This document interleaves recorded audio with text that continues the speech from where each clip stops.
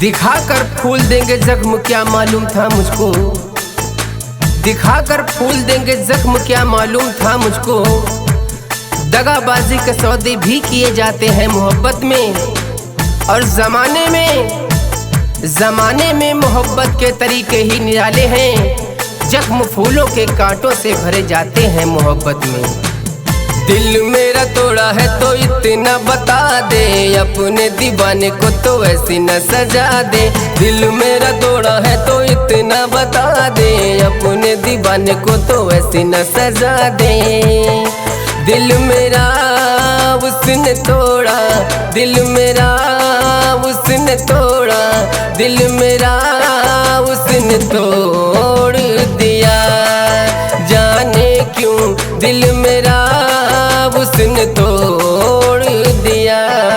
दिल मेरा उसने तोड़ दिया, जाने क्यों दिल मेरा उसने तोड़ दिया।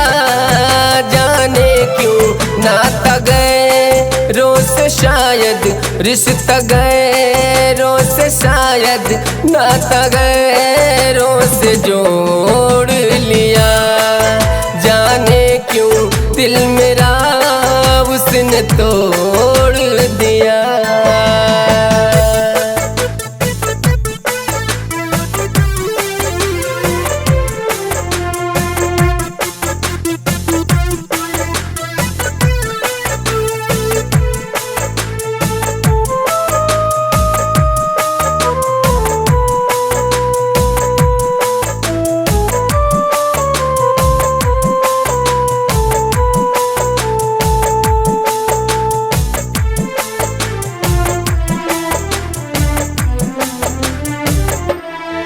क्या कमी थी मेरे प्यार में कोई पूछे, क्या कमी थी मेरे प्यार में।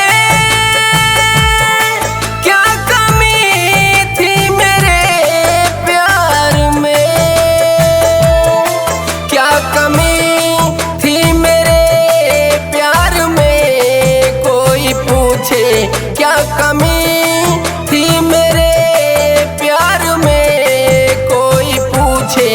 ऐसे जो उसने मुझसे, ऐसे जो उसने मुझसे, ऐसे जो मुँह मोड़ लिया। जाने क्यों दिल मेरा उसने तोड़ दिया। दिल मेरा तोड़ा है तो इतना बता दे, अपने दीवाने को तो ऐसी न सजा दे। दिल मेरा तोड़ा है तो इतना बता दे, अपने दीवाने को यूं ऐसी न सजा दे।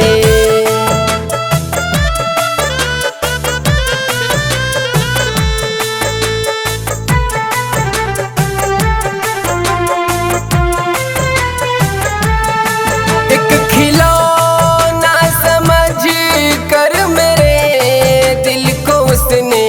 एक खिलौना समझ कर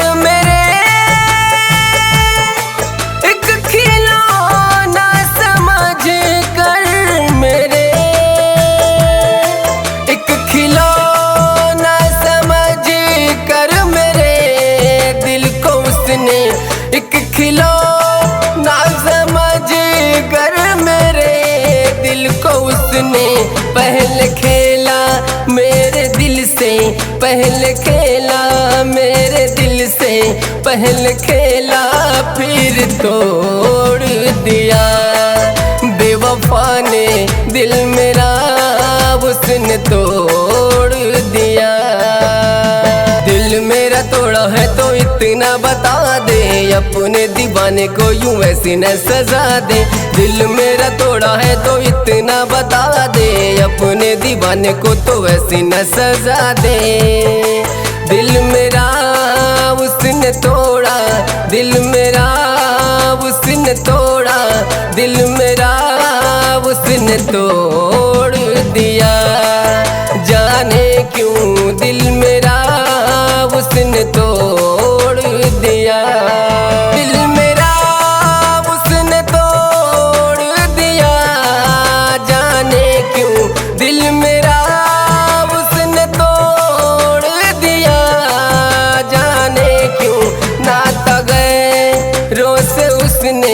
रिश्ता गैरों से उसने रात गैरों से जोड़ा।